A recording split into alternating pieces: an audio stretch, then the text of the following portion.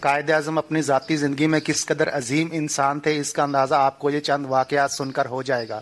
دنیا صحافت کا عظیم نام جناب ضیاء شاہد مرحوم قائد اعظم کے متعلق اپنی کتاب میں لکھتے ہیں کہ مرزا شمس الحسن آل انڈیا مسلم لیگ کے آفس سیکرٹری تھے۔ انہوں نے اپنی کتاب صرف مسٹر جناح میں قائد کے بارے میں انتہائی دلچسپ اور ذاتی معلومات لکھی ہیں۔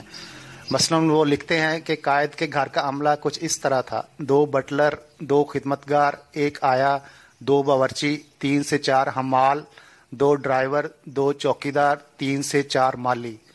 ان کا کہنا ہے کہ 1944 میں 10 اورنگزیب روڈ دلی کے ملازمین کی تنخواہیں 140 روپے ماہوار تھیں اور ممبئی کے جناب بنگلہ کی 187 روپے ماہوار۔ 1946 میں دلی رہائش گاہ کی تنخواہیں 180 روپے ماہوار ہو گئیں اور ممبئی رہائش گاہ کی تنخواہیں 304 روپے ماہوار۔ وہ لکھتے ہیں کہ قائد ڈسپلن کے بہت پابند تھے، مگر ان میں تمام تر انسانی ہمدردیاں بھی موجود تھیں۔ ایک گھریلو ملازم روشن خان کا باپ انتقال کر گیا، اس نے چھٹی کے لیے درخواست دی۔ قائد اس وقت دورے پر تھے۔ انہیں روشن خان کا خط 18 مارچ 1944 کا خط 27 مارچ 1944 کو لاہور میں موصول ہوا۔ انہوں نے اس کا فوراً جواب دیا: ڈیئر، آپ کا خط ملا۔ آپ کے والد کے انتقال کی پرملال خبر پر مجھے بہت افسوس ہوا۔ ہم 10 اپریل کے لگ بھگ ممبئی پہنچیں گے۔ اگر آپ کو اس سے پہلے جانا پڑے تو امید ہے کہ آپ میری وہاں آمد سے پہلے کوئی قابل اعتماد متبادل چھوڑ جائیں گے۔ آپ میرا یہ خط چائے والا کو دکھا دیں، وہ آپ کو مارچ کی تنخواہ ادا کر دیں گے۔ افسوس ہے کہ مجھے آپ کا خط تاخیر سے ملا کیونکہ میں 26 سے دورے پر تھا، اس لیے میں آپ کو قبل ازیں جواب نہ دے سکا۔ آپ کا وفا کیش M.A. جناح۔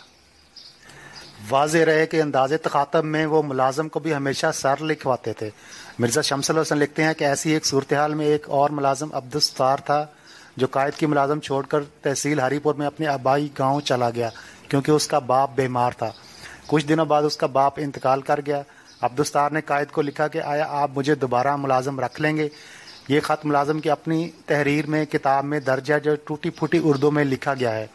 قائد نے عبدالستار کو 20 نومبر 1946 کو جواب دیا: آپ کا خط ملا۔ آپ کے والد کی وفات کا سن کر افسوس ہوا۔ آپ کو دوبارہ ملازم رکھتے ہوئے مجھے خوشی ہوگی۔ آپ 15 دسمبر کو جبکہ میں ممبئی میں ہوں گا ملازمت شروع کر سکتے ہیں۔ آپ کا وفا کیش M.A. جناح۔ ہمارے قائد ڈسپلن کے سخت پابند تھے۔ جب ان کے ایک ڈرائیور کا دوسرے ملازموں کے ساتھ سلوک اچھا نہ رہا اور وہ اکثر ان سے جھگڑا کرتا تو قائد نے اپریل 1943 میں اس ڈرائیور کو فارغ کر دیا۔ اس کے اصرار پر قائد نے اسے چال چلن کی جو سند دی وہ ان کے مزاج کی نشاندہی کرتی ہے جس میں وہ کسی کی رعایت نہیں کرتے تھے۔ انہوں نے لکھا: مسمی محمد عالم موٹر کار ڈرائیور کی حیثیت میں 1 سال سے زائد عرصہ میری ملازمت میں رہا۔ میں نے اسے دیانتدار اور بہت اچھا ڈرائیور پایا، اگرچہ اس میں شائستگی کا نام و نشان تک نہیں۔ اسے نوکری سے فارغ کرنے کی بڑی وجہ یہی ہے کہ وہ دوسرے ملازموں کے ساتھ اچھا برتاؤ نہ کر سکا۔ حال ہی میں اس نے میرے خدمتگار کے ساتھ زبردست جھگڑا کیا، اس لیے میں اسے فارغ کرنے پر مجبور ہوں۔ قائد ہر قسم کی اخلاقی برائی سے سخت نفرت کرتے تھے۔ 11 نومبر 1944 کو ایک باورچی مبارک بیگ کے لیے انہوں نے جو سرٹیفکیٹ جاری کیا وہ ان کی اس سوچ کی ایک عمدہ مثال ہے۔ مسمی مبارک بیگ بحیثیت باورچی میرے ملازمت میں 9 ماہ تک رہا۔ یہ ایک اچھا باورچی ہے، ایک اچھا ملازم ہے۔